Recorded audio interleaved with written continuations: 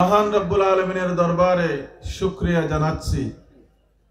দীর্ঘ 15.5 বছর পরে যিনি বাংলাদেশের ময়দানকে কোরআনের জন্য উন্মুক্ত করে দিয়েছেন, আমরা সবাই বলি আলহামদুলিল্লাহ।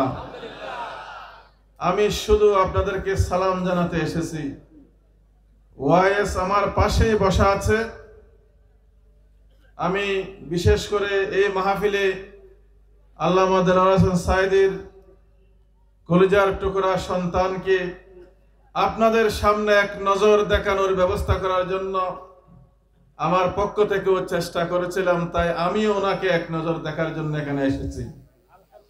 তো প্রিয় ভাইরা, একটি কথাই শুধু বলবো, আজকে আমরা এখানে উপস্থিত হয়েছি কোরআনকে শোনার জন্য, ঠিক কিনা?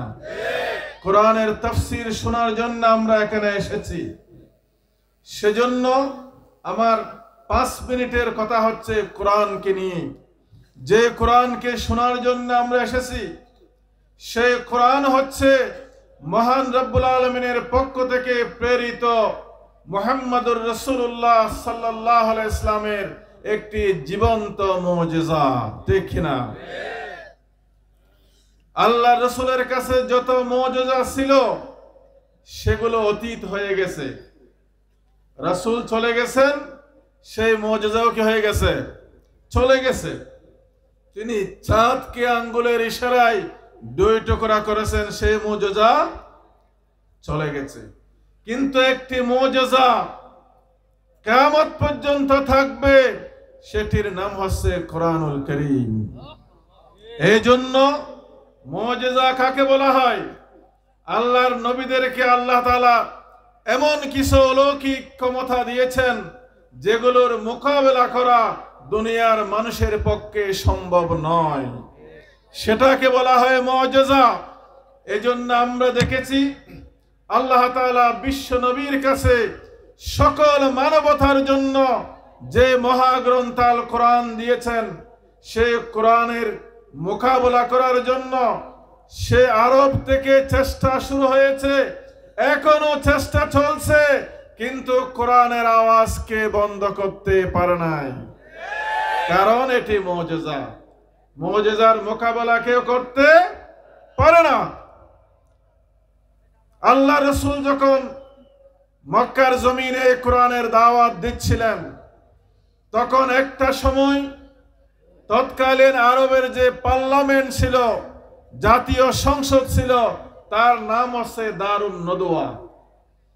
সেখানে কাফেরদের যারা বড় বড় নেতা, তারা একত্রিত হয়ে গুরুত্বপূর্ণ সিদ্ধান্ত নিত। একটা পর্যায়ে তারা দারুন নদওয়ার সংসদে বসে একটা বিল পাশ করলো, আগামী কাল থেকে এই আরবের মধ্যে কোথাও কোরআনের কথা বলতে দেওয়া হবে না। যেখানে কোরআন শোনানো চেষ্টা করা হবে, সেখানে গন্ডগোল করা হবে। এই সিদ্ধান্ত কাফেররা দারুন নদওয়ার সংসদে নিয়েছিল আজকে থেকে 1500 বছর আগে। আল্লাহ তাআলা কোরআনুল কারীমের আয়াত নাযিল করে রাসূলকে জানিয়ে দিয়েছেন, ওয়াকালাল্লাযীনা কাফারু লা তাসমাউ লিহাযাল কুরআন ওয়ালগাউ ফীহি লাআল্লাকুম তাগলিবুন।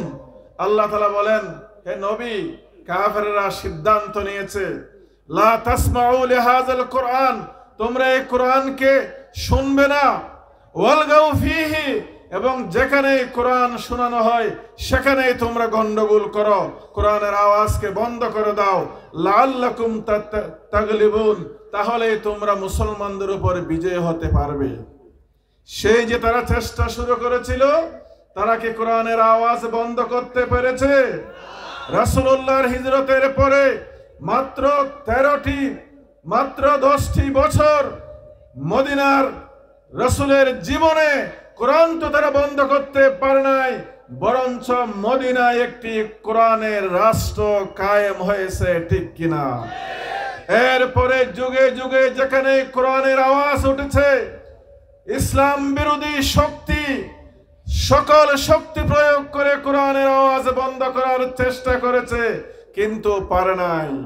বাংলাদেশেও আপনারা জানেন ঐতিহাসিক তাফসীরুল কোরআন মাহফিল যেগুলো আল্লামা দেলাওয়ার হোসেন সাঈদী সাহেব 3 দিন ব্যাপী, 4 দিন ব্যাপী, 5 দিন ব্যাপী ঐতিহাসিক তাফসীরুল কোরআন মাহফিল করতেন, সব মাহফিল বিগত সরকারের আমলে বন্ধ করে দেওয়া হয়েছিল। কোরআনের পাখি আল্লামা দেলাওয়ার হোসেন সাঈদী সহ অসংখ্য মুফাসসিরে কোরআনকে জেলে দেওয়া হয়েছিল। কিন্তু আজকে আমরা এই ময়দান থেকে বলতে চাই, তোমরা ইসলামের বিরুদ্ধে ষড়যন্ত্র করেছো, কোরআনের বিরুদ্ধে ষড়যন্ত্র করেছো, কিন্তু কোরআনের আওয়াজ বন্ধ করতে পারো নাই, কোরআনের আন্দোলন বন্ধ করতে পারো নাই এবং কিয়ামত পর্যন্ত বন্ধ করতে পারবে না। কারণ এই কোরআন হচ্ছে আল্লাহর রাসূলের মুজিজা, আর মুজিজার মোকাবেলা করার শক্তি পৃথিবীর কারণে। এই জন্য প্রিয় ভাইরা, আজকে একটা কথা বলে আমার বক্তব্য শেষ, যে কোরআনকে আল্লাহ তাআলা হুদাল লিন্নাস, বিশ্ব মানবতার মুক্তির জন্য যে কোরআন দিয়েছেন, আজকের নতুন বাংলাদেশের প্রেক্ষাপটে আমরা যদি দেশের মানুষের মুক্তি চাই, আমরা যদি অধিকার চাই, শান্তি চাই, ন্যায় বিচার চাই, একটি ইসলামিক কল্যাণ রাষ্ট্র যদি আমরা চাই, তাহলে সেই কোরআনকে পার্লামেন্টে নিয়ে যেতে হবে। বাংলাদেশের সর্বস্তরে সেই কোরআনের আইনকে প্রতিষ্ঠা করতে হবে। আসুন আজকের তাফসীর মাহফিল থেকে সেই শিক্ষা নিয়ে আমরা ঘরে ফিরব। এই কোরআন আল্লাহর দেওয়া কোরআন, কোরআনের ব্যাপারে, কোরআনের আইনের ব্যাপারে, কোরআনের সমাজ ব্যবস্থা বিনির্মাণের ব্যাপারে কোন বাতিলের সাথে আমরা আপোষ করব না। এই শপথ নিয়ে আমরা ঘরে ফিরব। আল্লাহ তাআলা আমাদের সবাইকে কোরআনের কর্মী বানিয়ে দিন, আমাদের সবাইকে কোরআনের পক্ষে ঐক্যবদ্ধ হওয়ার সুযোগ দিন। আগামী দিনে নতুন বাংলাদেশকে কোরআনের আলোতে আলোকিত করার সুযোগ যেন আল্লাহ সৃষ্টি করে দেন, সেই কামনা করে সকলের কাছ থেকে দোয়া চেয়ে আমার বক্তব্য এখানে শেষ করলাম। ওয়া আখিরু দাওয়ানা আনিল হামদুলিল্লাহি রাব্বিল আলামিন। আসসালামু আলাইকুম ওয়া রাহমাতুল্লাহি ওয়া বারাকাতুহু।